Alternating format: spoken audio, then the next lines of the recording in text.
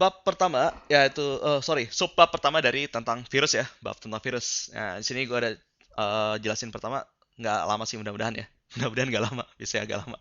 Sejarah dan struktur dari virus. Jadi ini gue ngajak pakai bahasa Inggris karena ya satu gue mau ngelatih persepsi tentang bahasa Inggris, dan biasanya bab-bab yang udah gue buat itu dibuat dalam bahasa Inggris semua karena gue ngikutin bab-bab di buku Campbell atau buku-buku textbook lain-lain biologi lainnya misalnya Raven Johnson atau Freeman. Nah cukup sampai sana. Jadi gini, sejarah virus. Emang virus punya sejarah. Jadi gini ceritanya. Ada penyakit yang menyerang tanaman penyakit pada tanaman tembakau. Nah, daun-daun tembakau itu ada, nah ini saya daun tembakau, ada bercak-bercaknya gini-gini nih. Nah, tembakau itu biasanya buat komoditas ini kan, industri yang penting ya untuk rokok ya. Terus ada penyakit yang menyerang ini nih. Kalau ini nggak diobatin, berarti petani akan mengalami kerugian. Nah, akhirnya ada perhatian difokuskan ke sini untuk menyebab apa sih penyebab penyakitnya. Nah, nggak jelas penyebab penyakitnya apa. Ini kejadiannya sekitar 1883 ya. Ya zaman dulu orang juga udah ngerokok. Ya, si saintis ada peneliti namanya Adolf, bukan Mayer. Sorry, bukan Hitler tapi Mayer. Orang kalau dengar kata Adolf tuh bisa, wah Adolf Hitler. Ya, nama Adolf tuh di Jerman sampai hampir sama seperti nama Mamat atau Udin ya. Dia akan menemukan bahwa kalau nih tanaman yang sehat dikasih sesuatu cairan dari tanaman yang sakit, tanaman ini selang beberapa waktu akan sakit juga. Tapi ketika dipakai, oke, orang juga, oh si Mayer bilang ini mungkin bakteri nih, sama aja ya, udah ada penemuan bakteri. Cuma dipakai saringan bakteri, ada ya jenis saringan yang bisa menyaring bakterinya tetap di luar dan cairannya ada di bawah. Lolos. Wah, kenapa nih? Ada benda yang berarti berikutnya ada peneliti namanya nggak jauh, mungkin temennya si Mayer juga. Tapi lihat dari namanya ini nama-nama Belanda ya, Jerman atau Belanda ya, sampingan lah tetangga. Dia bilang ada makhluk hidup lebih kecil, dia waktu itu nggak tahu ya virus itu apa, lebih kecil dari bakteri. Nah, tahun 1935 ada saintis lainnya, ini jauh sebelum itu, namanya Wendell Stanley. Dia menemukan sesuatu yang mengejutkan. Sesuatu ini ternyata bisa dikristalkan. Kalau bisa dikristalkan, bayangin manusia bisa dikristalkan lalu dihidupin kembali. Nah, itu udah heboh ya. Itu namanya adalah makhluk sesuatu ini dinamakan virus.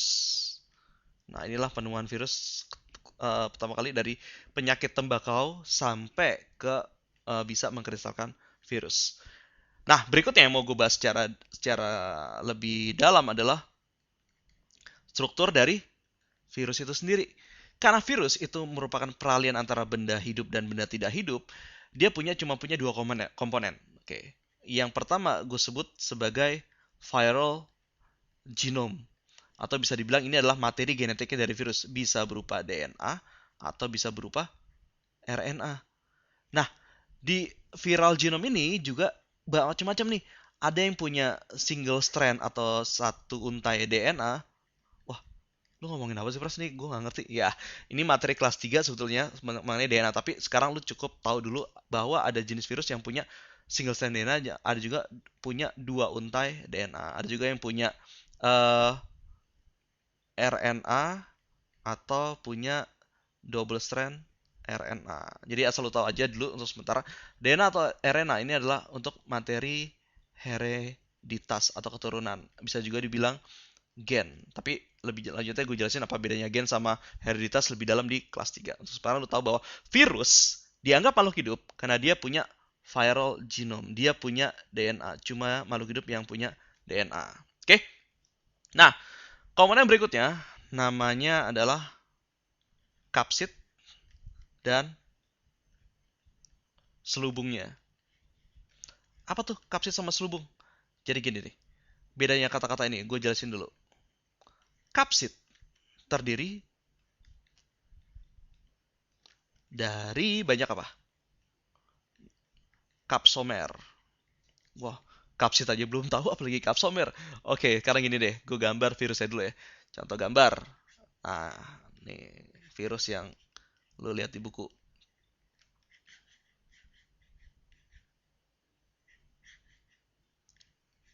Serem lah pokoknya. Nah, di sini bagian yang membuat dia makhluk hidup adalah bagian adanya DNA di dalam intinya nukleusnya. Sedangkan bagian ini nih, luarnya disebut bagian kepala, pundak, kaki, ya kayak anak TK jadi. Nah, ini adalah materi genetik yang tadi gue bilangin. DNA itu materi genetik. Dan bagian ini adalah bagian ekor kaki. Itu oke lah, gue bilang aja ini cuma penamaan aja ya. Terus bagian-bagian penyusun luarnya, bagian kepalanya di luar ini nih, selain bagian DNA-nya, bagian lehernya, bagian si kakinya, terdiri dari senyawa yang namanya kapsid atau selubung. Nah, di sini nggak terlihat kapsomer ya. Oke, ini adalah contoh dari virus T4 bakteriofage. Ini namanya doang ya. Ntar gue jelasin apa arti bakteriofage. Kapsomer akan terlihat di virus yang berikutnya nih. Gue gambar. Oke, gini. Gue agak lupa di gambarnya. Nah, kayak semacam banyak sisi gitulah. Iya, kayak ada antenanya juga di ujung-ujungnya di sini nih. Nah, di sini dia tak sama dalamnya kalau gua buka, dalamnya juga dia isinya DNA atau RNA.